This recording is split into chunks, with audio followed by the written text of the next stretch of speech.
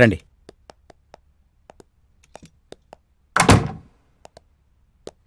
అలా కూర్చోండి. ఓకే.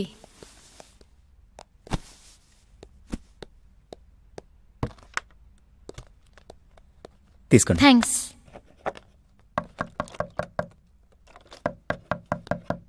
శంకర్ అయ్యి ఉంటాడు. కానిస్టేబుల్స్ అరెస్ట్ చేయండి. ఎందుకు సార్? పట్టపగలే వీడితో వ్యభిచారం చేస్తూ ఎందుకంటావా? సార్ నేను అలాంటి దాన్ని కాదు సార్. నా బాయ్ ఫ్రెండ్ ఇక్కడ వెయిట్ చేయమంటే అతని కోసం ఇక్కడికి వచ్చాను, అంతే తప్ప నేనే తప్పు చేయలేదు సార్. అన్నయ్య మీరైనా చెప్పండి సార్. నిజం సార్. సార్ నేనే తప్పు చేయలేదు. కానిస్టేబుల్స్ అరెస్ట్ చేయండి. సార్ నన్ను నమ్మండి sir. Sir please sir. Sir నేను చెప్పేది నిజం సార్. సార్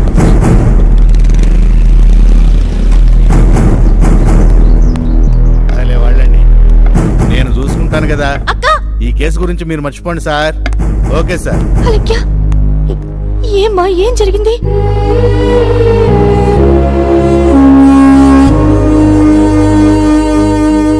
అదక్క జరిగింది సార్. మాది మధ్యతరగతి కుటుంబం. నా చెల్లెలు ఆమె బాయ్ ఫ్రెండ్ కోసం అతను చెప్పిన అడ్రస్ దగ్గర వెయిట్ చేసిందంటండి.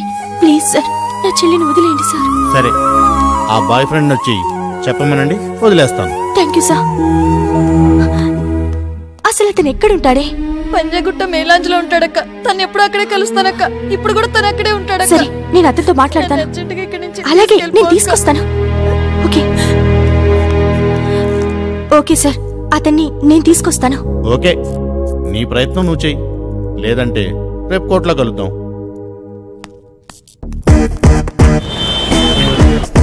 ప్రియా, BMW బుక్ చేశాను. అది రాగానే గోవా టూర్ ప్లాన్ చేస్తున్నాను. బ్యాంక్ లో బ్యాలెన్స్ కూడా ఉంది. ఆ తర్వాత హ్యాపీగా మన ఇద్దరం గోవాకి వెళ్ళి. ఓకే శంకర్, బాయ్, రేపు కలుద్దాం.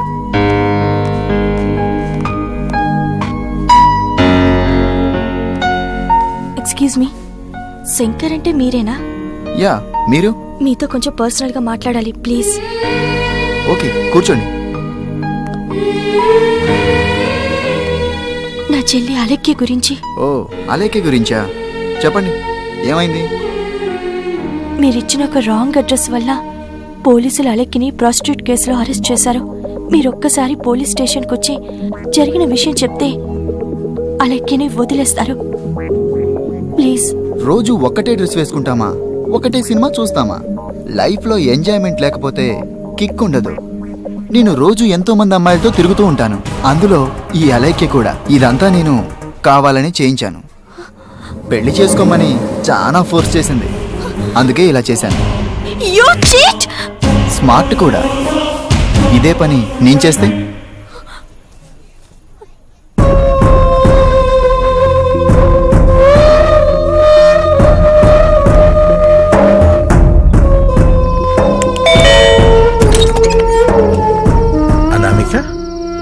ఈ టైంలో ఏం జరిగింది? Any problem?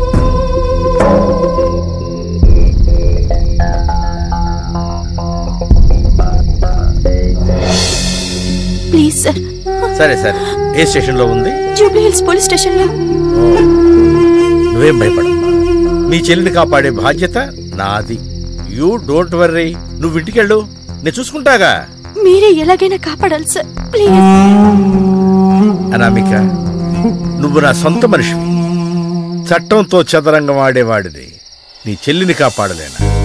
నువ్వు ధైర్యంగా ఉండు, నేనున్నా కదా. నువ్వు వెళ్ళమ్మా, వెళ్ళు. Thank you sir. అనామిక, ఏమైందమ్మా? మా కంపెనీ లాయర్తో మాట్లాడాను. భయపడాల్సిందేం లేదన్నారు. అన్నీ ఆయనే చూసుకుంటానని చెప్పారు. అందరినీ అల్లరి పెడుతూ ఇల్లంతా తిరుగుతూ ఉండేది. అలాంటిది ఆ పోలీస్ స్టేషన్లో 4 గోడల మధ్య ఎలా ఉందో. బాధపడకమ్మా, రేపటికల్లా చెల్లి తిరిగి వచ్చేస్తుందిగా.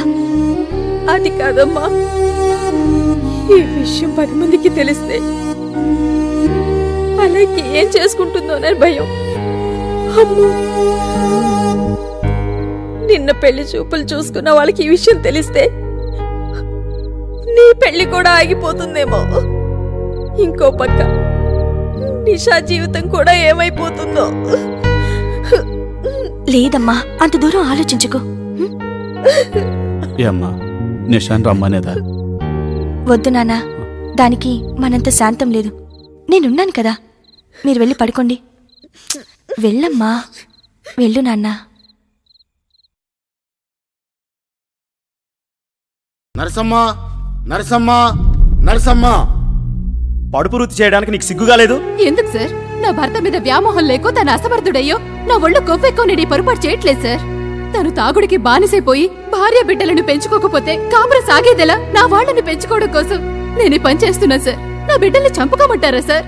ఇళ్లలో భర్తలే మంచిగా ఉంటే మా బతుకులెందుకు సార్ ఎలా అవుతాయి? ఈమె పడుపు వృత్తి చేస్తున్నట్టుగా తనకు తానుగా అంగీకరించినందున ఈమెకు 2000 రూపాయల జరిమానా లేదంటే 10 రోజులు సాధారణ జైలు శిక్ష విధిస్తూ తీర్పు ఇవ్వడమైనది.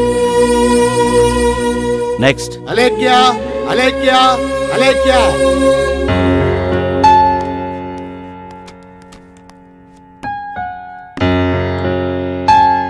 భగవద్గీత మీద ప్రమాణం చేసి భగవద్గీత మీద ప్రమాణం చేసి అంతా నిజమే చెప్తాను. అంతా నిజమే చెప్తాను. అబద్ధం చెప్పను.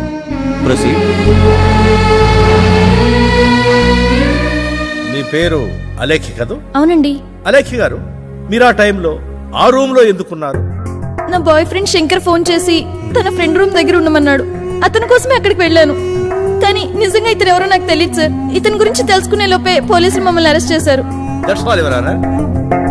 రాజేష్ ను విచారించడానికి అనుమతి ఇవ్వాల్సిందిగా కోరుతున్నాను యువర్ ఆనర్. ప్రొసీడ్.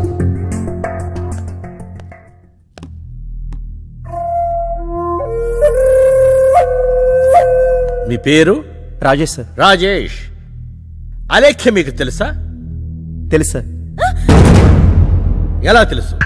ఎలా అంటే 2-3 టైమ్స్ కలిసాను సార్. కలిశారా? కలవడం అంటే ఎలా? ఎలా అంటే ఫ్రెండ్లీగానా? కాదు సార్. మరి శారీరకంగానా? అవును sir. Note this point your honour. Now you can go. Thank you sir. Sir తను అబద్ధం చెప్తున్నాడు. నిజంగా అతను ఎవరో నాకు తెలియదు. ప్లీజ్ సార్ నన్ను నమ్మండి సార్. ప్లీజ్ సార్, నేనే తప్పు చేయలేదు సార్. కోర్టులో అరెస్ట్ చేసిన సిఐ గారిని విచారించడానికి అనుమతి ఇవ్వవలసిందిగా కోరుతున్నాను your honour. Permission granted.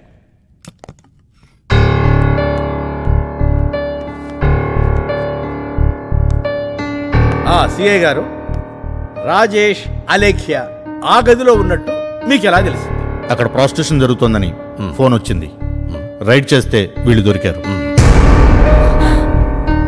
Thank you. ఇక మీరు వెళ్ళొచ్చు. Okay sir. Your honour, Alekhya తన బాయ్ ఫ్రెండ్ ఫోన్ చేస్తేనే ఆ ఇంటికి వెళ్ళారని, తీరా అక్కడికి వెళ్ళాక అక్కడున్నది తన బాయ్ ఫ్రెండ్ కాదని, మరింకెవరో అని, అతనెవరో తెలుసుకునే లోగానే పోలీసులు ఈమెను అరెస్ట్ చేశారనేది ఈమె వాదన. కానీ వాస్తవానికి అలేఖ్య అక్కడికి పొరపాటుగా కాదు, అలవాటుగానే వెళ్ళిందనేదే నిజం యువర్ ఆనర్. వేగంగా వెళుతున్న కాలంతో పాటు మరింత వేగంగా ఎదగాలనే దురాశతో విలాసవంతమైన జీవితానికి అలవాటు పడ్డ ఇలాంటి అమ్మాయిలు నీచమైన వ్యభిచార వృత్తి చేస్తూ తమ కుటుంబాలకే కాక మన సమాజానికి కూడా చాలా చెడ్డ పేరు తెస్తున్నారు ఎవరారా. ఈ సంఘానికి, సమాజానికి మంచి చేయకపోగా మన సంస్కృతి సాంప్రదాయాలను మట్టగలుపుతున్నటువంటి ఇటువంటి అమ్మాయిలను కఠినంగా శిక్షించి భావితరాల వారికి కనువిప్పు కలిగేలా తీర్పునివ్వమని తమని వేడుకుంటున్నాను ఎవరానా. సార్ ప్లీజ్ సార్, నిజంగానే నేనే తప్పు చేయలేదు సార్. ఇది చాలా అన్యాయం సార్. Order, order. మీరేమైనా చెప్పదలుచుకుంటే బోన్లోకి వచ్చి చెప్పండి. నా బిడ్డలు ఎప్పుడు అలాంటి తప్పుడు పని చేయరు. నా కూతుళ్ళని నిప్పులో పెంచాను సార్. ఈ లాయరే కావాలని కేసును తప్పుదోవ పట్టిస్తున్నాడు. నిప్పు కనుకే సమాజాన్ని తగలబెడుతుంది అంటున్నా. దర్శాలు ఎవరానా? ఈ కేసులోని సాక్ష్యాధారాలను పరిశీలించిన మీదట అలేఖ్యను ముద్దాయిగా భావించి 2000 రూపాయల జరిమానా లేదంటే 10 రోజులు సాధారణ జైలు శిక్షను విధిస్తూ తీర్పు ఇవ్వడమే.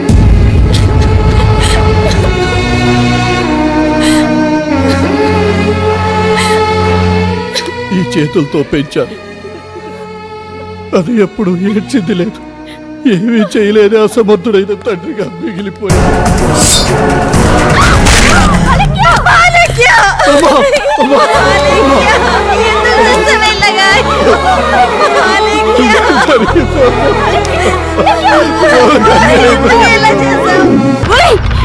నీచుల్లారా, మీ వల్ల అన్యాయంగా నా చెల్లెలు బలైపోయింది. మీ అందరినీ ఇలాగే వదిలేస్తే నా చెల్లిలాగే రేపు ఇంకెందరో బలైపోతారు. కోర్టులో మాకు న్యాయం జరగకపోయినా మహిళా సంఘాలను తీసుకొచ్చి మీ అందరికి శిక్ష పడేటట్టు నేను చేస్తాను. టీవీ మోచిన మహిళా సంఘాలంటూ వీరనారి ఝాన్సీ లక్ష్మీబాయిలా రెచ్చిపోతున్నావు. మాంతు చూడటం కదే పిచ్చిదానా, ఇప్పుడు నువ్వే మా చేతుల్లో అంతమైపోతున్నావు.